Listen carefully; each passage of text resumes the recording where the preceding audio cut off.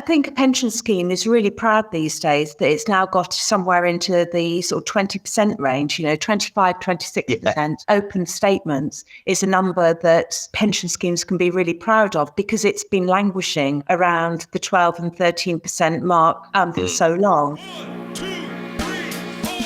I've been wanting to get Michelle on this podcast for blooming ages because Michelle and I chat about all sorts of stuff and put the world to right. And I'm really, really looking forward to chatting. So thanks very much for joining us, Michelle. You're a very well-known character, almost infamous, I'd say, but you've had a really interesting career, right from your original broker consultant. I looked on your profile, through to obviously your CEO role at the Pensions Advisory Service. I know you were exceptionally passionate about what that could do for consumers. And I want to come back to that if I can. And I know you now hold a number of really interesting non-exec roles with some of the largest UK, global brands in the sort of savings and investment, and actually then deploying your expertise in some other really interesting areas too. So I'm sure this is going to be a really interesting session. The timing of this is really good, actually, in the context of, I had a chat in the last few days, actually, with Alan Morahan at Punter Southall, because obviously they've been championing for some time and now seeing the market recognise Pension Tracing Day. And I think that's quite pertinent in the context of the chats and things we've had before, and I guess your career. The thing I picked up from that, which I'm hoping is going to lead into some interesting discussions, was that when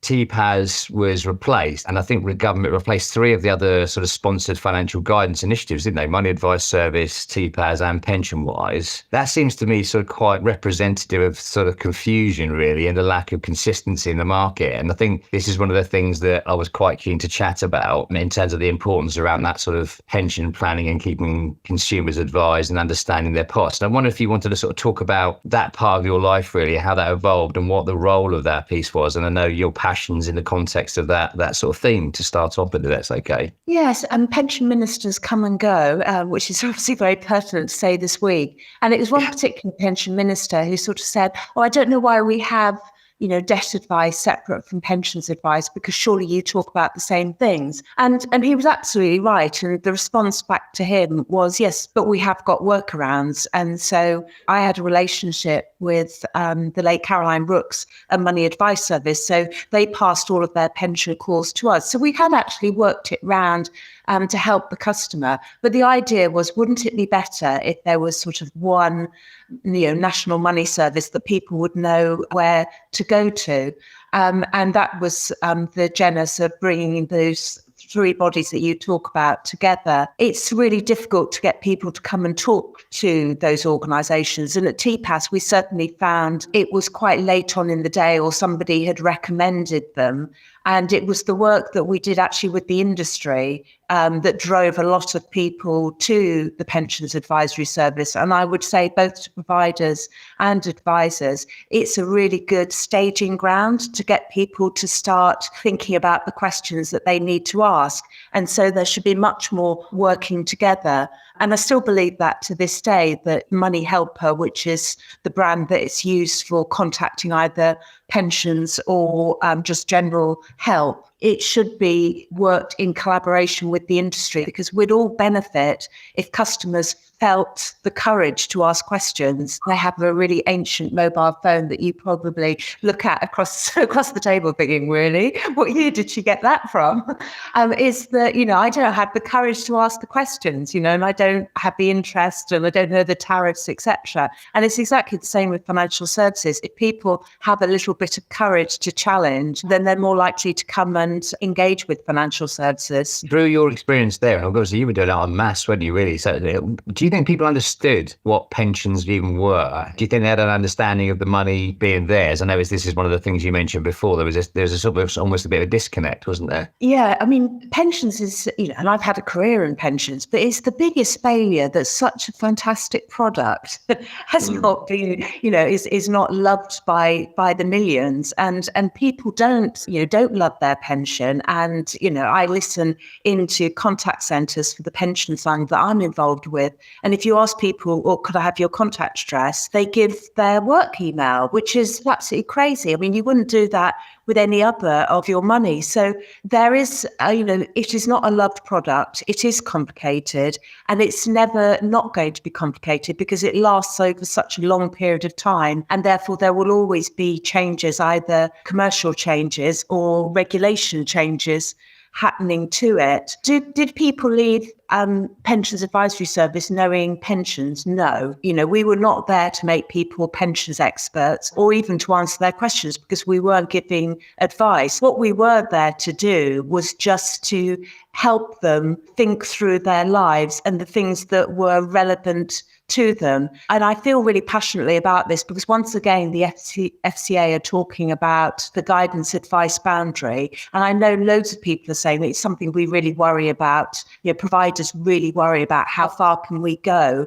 And I think that's even more pertinent with consumer duty. How far can we help people without straying into advice?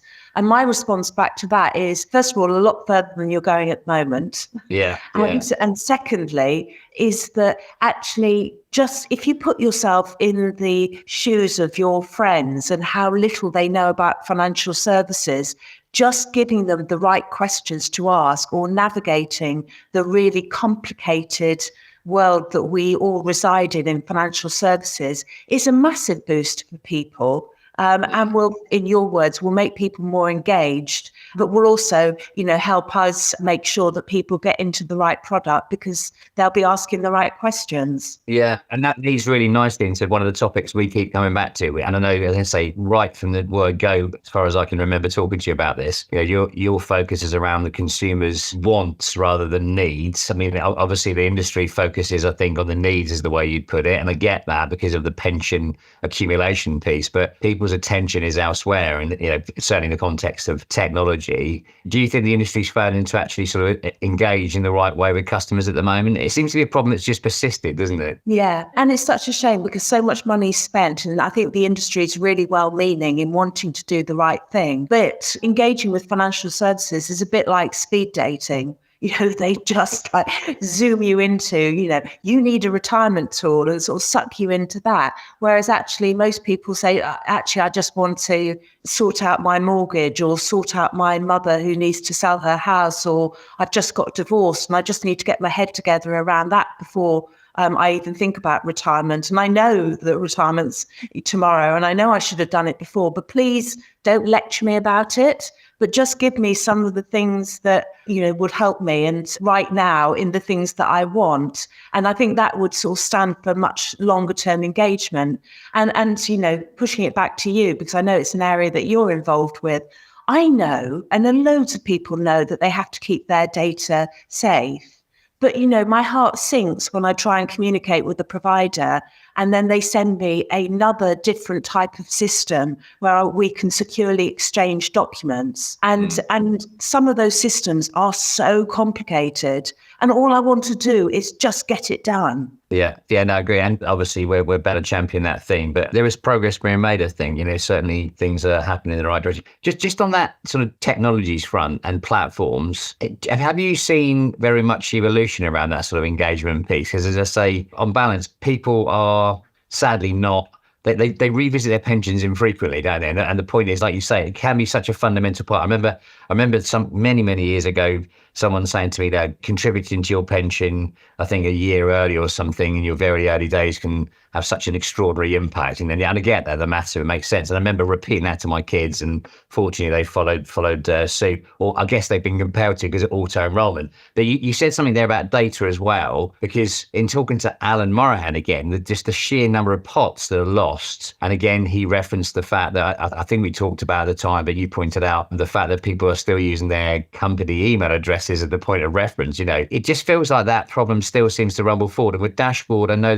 there's efforts and lots of money being spent to try and address it, but it still gets delayed and delayed. What's your feeling about whether that whole landscape is going to actually ultimately give something to a consumer where they can go and where they can get a bit of more help, as it were? I think, first of all, if we just sort of talk about the pension dashboard, I have a couple of worries about the pension dashboard. And those worries are, firstly, is I don't have any friends who talk about the pension dashboard except for people in financial services. So where is the marketing going to happen? And this goes back to, how do we get people interested enough to say, I need to go and find something from that employment. Most people have convinced themselves they don't have anything, from their employment in the 90s. So So where's that impetus and going to happen that people will actually look? It's fine if you've got an advisor, but those people don't need the pension dashboard. I mean, we're talking about all the millions of people who don't have access to financial advice. The second thing that worries me about it, and this goes back to the needs and wants, is that all along the pension dashboard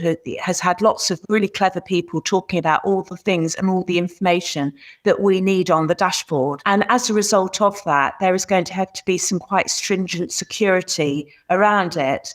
And then that becomes a vicious circle, because if it's stringent logins, and you can think about this with logins that you do with gov.uk, it's a really long process, because you go in, you give your details, they then say they'll send you a code in 7 days, etc., just to make it really, really secure. And as a result of that, people will lose interest. And so that's my sort of second worry about it. And I come back to the fact that if there was a really simple dashboard that lots of people could get onto really quickly, and it was really simple, and it just said to you, there's a chance, because there's somebody that looks awfully like you. It might not be you, but looks awfully like you, that's got a pot in with Standard Life. I'd say, oh, whoa, it isn't like the lottery. And I'd be on the phone, or I'd be emailing, or I'd be logging on to Standard Life to say, is it me? Is it me? Have I won? Is it my pot? And I just, and if that had been done, all of the other sort of clever stuff about then accessing the data, etc., could follow. But we could have started this many, many years ago. And as every year goes by, we still have people logging on to their pensions with their office email address, because that is the way it happens through automatic enrolment. The problem isn't getting any smaller, and we still haven't got a pension dashboard. So there are a couple of things that sort of worry me about the pension dashboard. And I think we need to be thinking sort of much more smartly about, finding solutions, finding engagement, and getting people to really think that it's their money, if the pension dashboard, whenever it will come about, has any chance of success. I think you cited some stats. It'd be great to get those out of your head in a second if we can. I mean, like that, in first-hand sort of conversations with some very large schemes that are suffering with this sort of engagement issue, some of the stats around those that bother to access their statements are just horrific. I would suggest they should be counted as lost, because people just simply haven't looked. But I know you had some experience with that. I mean, I think a pension scheme is really proud these days that it's now got somewhere into the sort of 20% range, 25, 26% open statements is a number that pension schemes can be really proud of, because it's been languishing around the 12 and 13% mark for so long. I think some of the issues that I see with pension schemes, aside from opening up the annual benefit statement, is that if they open up the annual benefit statement and then think, oh, maybe I should do something, or they log on, you have gone for a year without knowing your log on. And so then you probably hit a buffer on that one. And, oh God, I've got my login. How do I get in? And not all pension schemes have the mechanisms where that is done quickly. And again, people's interest wavers hugely. But during the course of the year, you haven't really had a relationship with your pension scheme. And particularly over the last couple of years, when we've had very volatile markets, and we've had the really unusual situation where both the equity and the bond market have gone down in the same year. If you're logging onto your pension scheme and seeing something that doesn't look particularly rosy because it's 1 year in isolation and your fund has gone down despite you contributing into it, it doesn't help with your relationship with your pension either. Whereas if during the course of the year you've had this sort of continual, it's interesting, my pension scheme talked to me about security, cyber security, or my pension fund talks to me about divorce, and a friend of mine's getting divorced, or I've got divorced, and you've had that sort of continual, they're really helpful people out there, then you're more likely to, know what your login is, and also use it as a go-to place if you need help on financial matters. Yeah, so like you said, that frequency and pertinence of engagement stuff is always there, and we talked about that before. Certainly when you talk to people anecdotally, people don't seem to necessarily consider pensions as an asset in the way they do with other things, which is quite strange, because it's their money, they've contributed, and partly, the gains they've gained by virtue of investing into sort of tax advantageous vehicles, as it were. In terms of that asset, the disengaging with their assets and what happens, I know, again, we've talked before, it'd be really good to get your slant built on the dormant assets schemes and the changes. I mean, rest her soul, the Queen's speech, her last speech, I think, there was a little tiny addendum in the paperwork that followed it up that talked about the expansion of that, because I know it's been voluntary. Would you mind, just for the purpose of everybody, giving us a quick, with your expertise, it'd be nice just to understand, if we can, what that really means. Yeah, I think it's really interesting because it's been going for quite a few years in the bank and building society market. I think it started off, back in 2011, was it? I don't know. But this idea that, little amounts of money, or sometimes quite big amount of monies that people have been, completely forgotten about and have been lost, could go to better causes.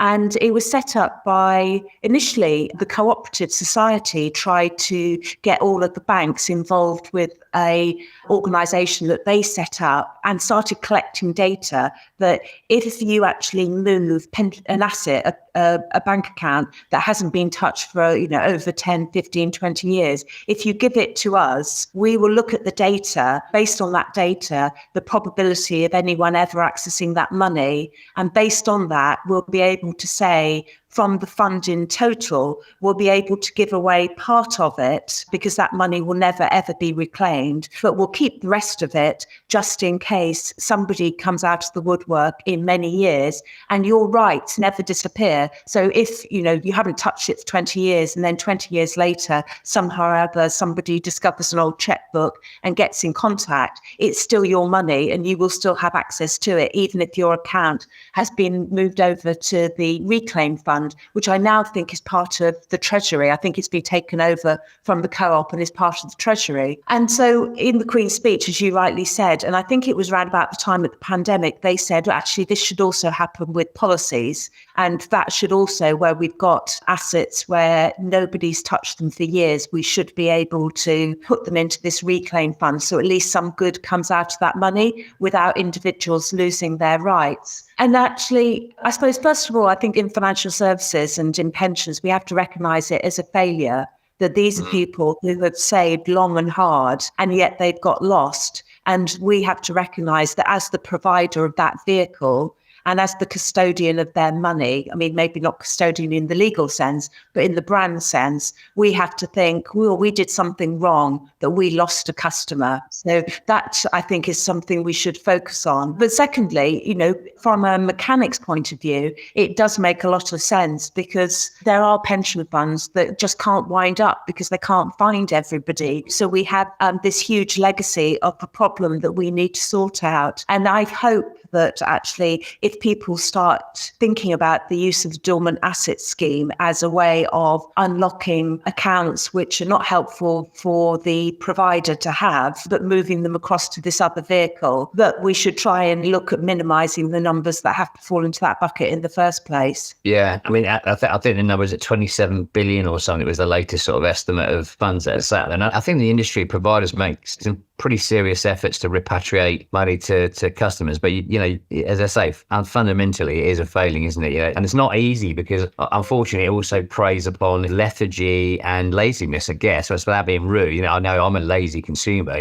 Just organising my affairs in general terms is not easy, and I get all sorts of stuff from all sorts of people. So I can understand how it happens, but nonetheless, it's just extraordinary numbers, isn't it? Scary. And I guess I would bounce that back to you because you're not a lazy person, and so to say you're a lazy consumer in financial services, I think financial services need to say, why have we made somebody not want to do things? Because at the end of the day, this is really exciting stuff. It's money. It's going to, help you do the things you want to do in life. And we don't ever seem to have done that. And it sort of circles back to a conversation that we had earlier, is that I sometimes feel there's lots of good thinking in financial services, but sometimes we lean too heavily into the customer.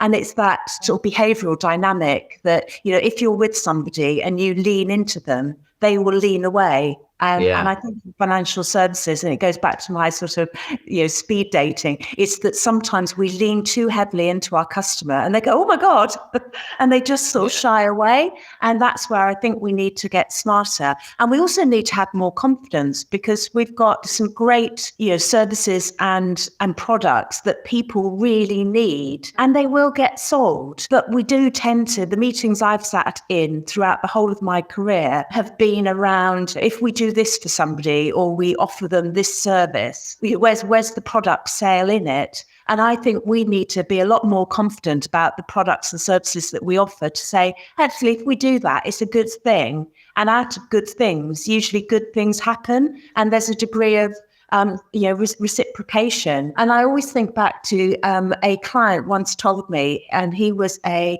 non-executive at the McDonald's Academy, which is the education trust set up by the fast food company. And he told me that the fast food company, the year they took profit off their goals for the business and their KPIs, was the year that they started seeing a meaningful change in the amount of money that they were making. And it sort of goes back to, McDonald's trying to do some good things regarding, the number of calories in some of their food and educating people on that, offering different types of product, etc.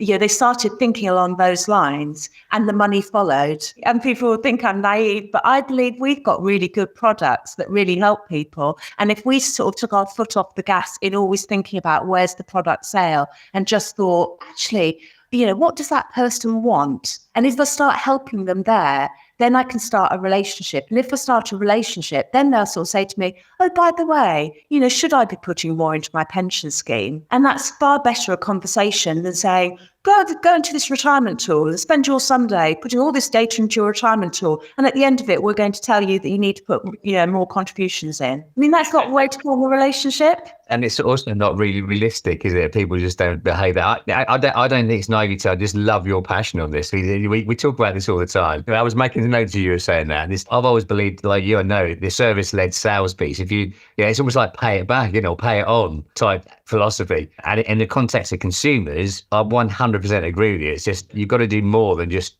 try and flog a product, which is sort of what consumers' perception of financial services has been, which is a real shame because the products serve an absolutely essential part of living and breathing, and surviving and buying a home and having a family and all those things. So, which is why I thought this was so interesting. I guess your pensions experience and where you were was almost like magnifying that ethic, wasn't it, around the pensions piece, trying to make sure people understand what they're doing. So it's fascinating. I always like to, if I can, just finish off with, and I didn't warn you on this one, I apologise, but if you could look back on all of your experiences, what piece of advice would you give your younger self? Oh gosh, what would I give the advice to my younger self?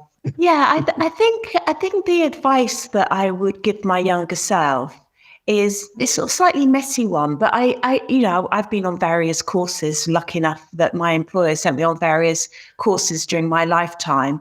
And at one of those courses, somebody once said to me, you can't change, I think this was sort of a course to become a manager. And they said to me, you can't change people's personality, but you can help them learn behaviors. And I think, whether you're talking about your own management of your financial affairs or whether you're talking about it in your career, those words really linger with me in that, I can't change my personality. I can't change the fact that I'm quite organized. I don't, funnily enough, enjoy looking after my own financial affairs.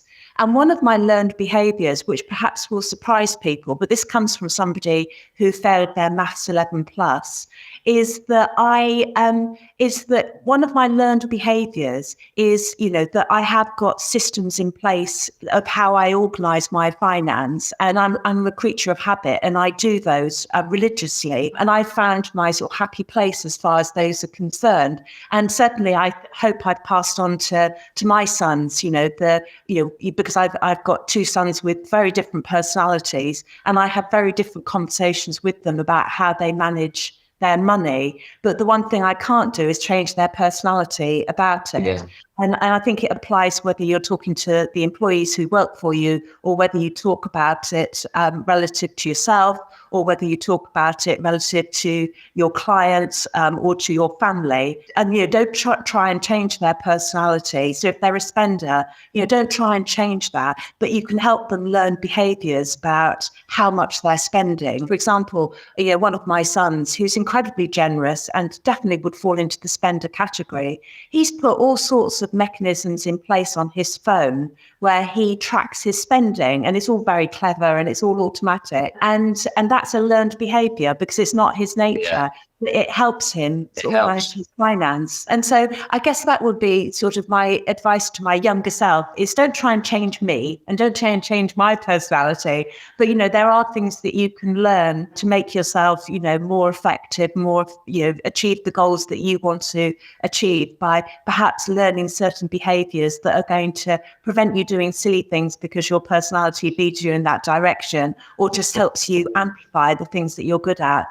Oh, I'm hoping is that I always say this, we'll do a montage of snippets of these because they're just brilliant. I mean, just because people have led such different lives, different paths through their careers, and each of them pick out little nuggets. And each time I've heard one, I'm trying to write, I try and write these things down and remember them because then you can try and apply them yourself. Michelle, Thank you so much for doing the podcast. Really appreciate it. I hope perhaps we can get you back on again sometime. For the time being, many thanks, Michelle Cracknell, for joining our podcast. You're welcome. It's been great talking. Thank you.